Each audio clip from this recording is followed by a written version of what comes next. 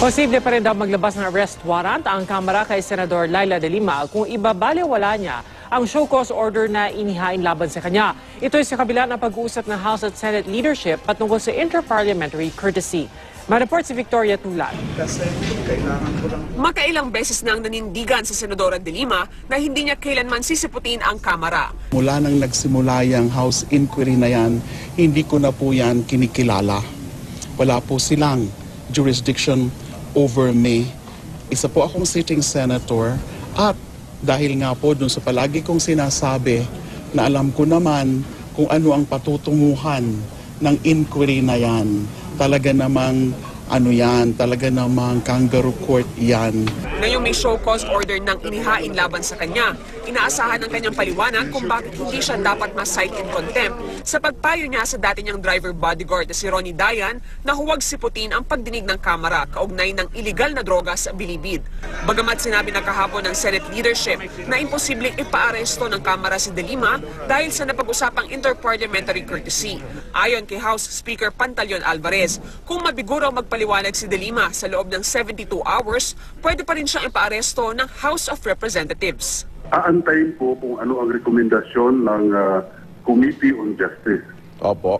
I cannot act alone. Kailang titignan ko kung ano man yung mapagsunduan nila doon. Aakyat sa akin yan. If they request for the issuance of a warrant of arrest, okay, issue natin. No? Opo. Kaya lang, i-weigh natin yung mga options. Ayon naman kay House Committee on Justice Chairman Reynaldo Umali, bagamat tapos na ang kanilang report, hindi pwedeng baliwalain ang pagsisikap ng pamahalaan na mahuli si Ronnie Dayan para maisiwalat ang katotohanan. Yung buong gobyernong kapulisan, hinanap, gumugol ng pera para mahuli si Ronnie Dayan. Nahuli. Ano nga naman baliwalain namin yan? This is all about principles. This is all about respect to the institution that we are fighting for. Samantala, inamin ni PNP Chief Ronald Bato de la Rosa na nire-instate niya si Superintendent Marvin Marcos matapos niya itong alisin sa pwesto bago pa man ang pagkamatay ni Alvera Mayor Rolando Espinosa. Dahil daw yan sa request ng isang mataas na opisyal. Si Marcos ang chief ng Criminal Investigation and Detection Group Region 8 na umani tumatanggap ng drug money mula kay Kerwin Espinosa. Tumanggi si de la Rosa na pangalanan kung sino ang opisyal. Victoria Tulad, GMA News. Bibigyan ang Kamara ng 3 araw si Senator Laila de Lima para sagutin ang inihaing show cause order bago siya sampahan ng patong-patong na reklamo. Ang show cause order ay kaugnay ng aligasyong obstruction of justice matapos umano niyang pigilan ang kanyang dating driver bodyguard na si Ronnie Dayan na sumipot sa pagdinig ng Kamara sa umanay operasyon ng droga sa New Bilibid Prison. Tinanggap ni Senate Secretary Lutgardo Barbo ang show cause order na inihain mismo ni House Justice Committee Chairman Congressman Ray Umali at Ethics Committee Chairperson Congressman Rudy Fariñas. I-refer ito sa Senate Committee on Ethics at bibigyan rin sa Senator de Lima ng kopya upang may magamit na basihan sakaling pasagutin kung bakit hindi siya dapat i-cite in contempt. May connotations ito ng administrative sanctions at saka may criminal liability tacked in dito. So, bahala na sila mag-decide. Bagaman sinabi ni Senator de Lima na payo lang ang ibinigay niya sa anak ni Dayan, sinabi ni Congressman Umali na maituturin pa rin itong paglabag sa the revised penal code.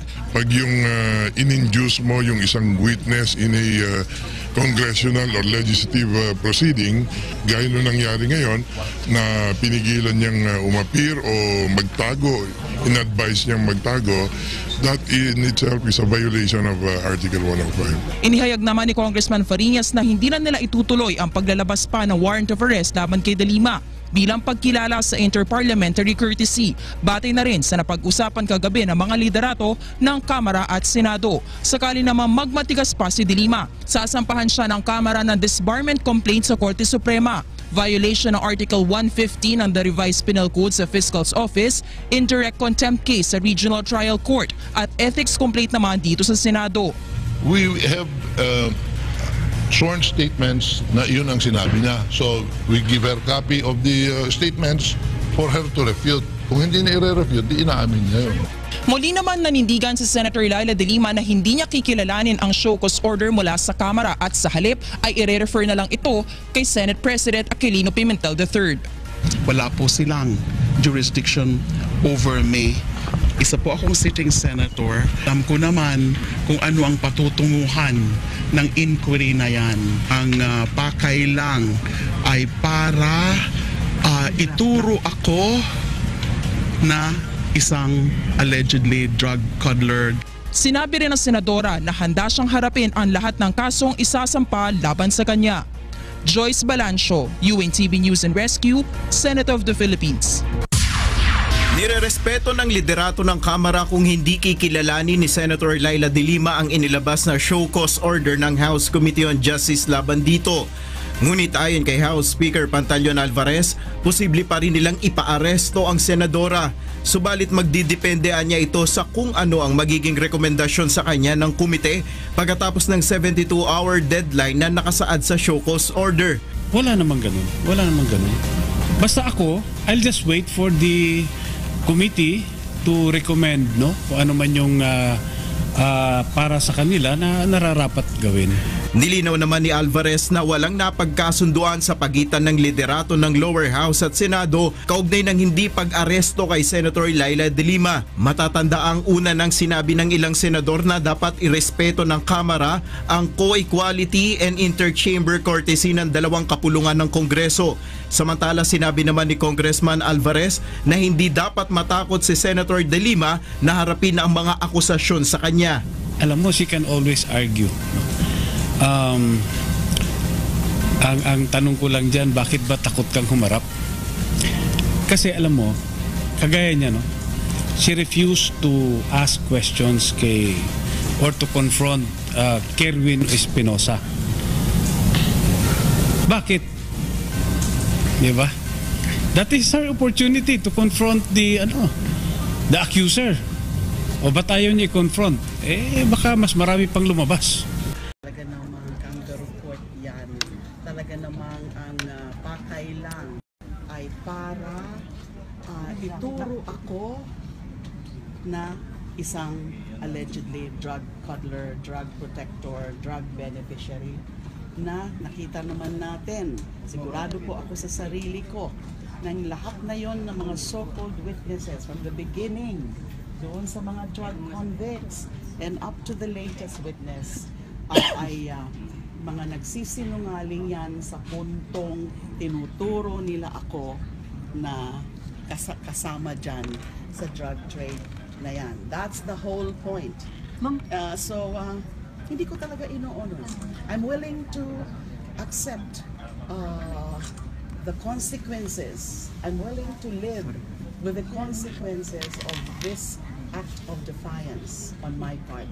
Ma'am, kung hindi niyo daw i-honor, ang napag-usapan ng House at Senate leaders ay mag-file na lang ng ethics complaint yung Kamara dito sa Senate. Parang Senate na lang ang mag-impose ng disciplinary action kung may evidence against. Yun na nga dapat sana ang tamang proseso siguro na dapat ipadaan nila sa within the processes also of the Senate kasi ang Senate ang may saklaw sa akin bilang isang miyembro ng Senado.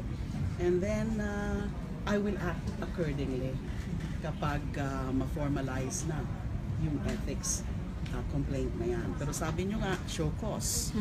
Kayo ang nagsabi sa akin. I'm just relying on what you're telling me. Because if it's a subpoena, if it's a show cause, these are processes or notices from the House of Representatives. I am not honoring any of those processes or notices dahil hindi ko talaga kinikilala yung proceedings na yan sa House. Ma'am, House leader said they may also file a criminal complaint or disbarment daw sa SC kasi for advising daw someone to not follow the law. Haharapin ko yung lahat ng mga plano nila. Ano pa naman ang makakadagdag pa sa 9 na kaso na meron na ako ngayon na nagsabi sa akin ng legal team ko.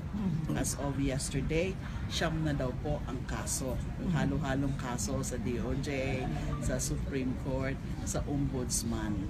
So 9 na daw. So pandagdag na lang ang mga kaso na yan. Haharapin ko yan lahat. Ang problema lang nga ngayon, yung the way they are doing it ay talaga namang mali dahil nga sa sobra nilang mawalang galang sa akin. Inuna nila yung mga ganon na inayaan nila na kahit klarado naman na mga nagsisinungaling yung ilan-ilan doon sa mga so-called witnesses na yon.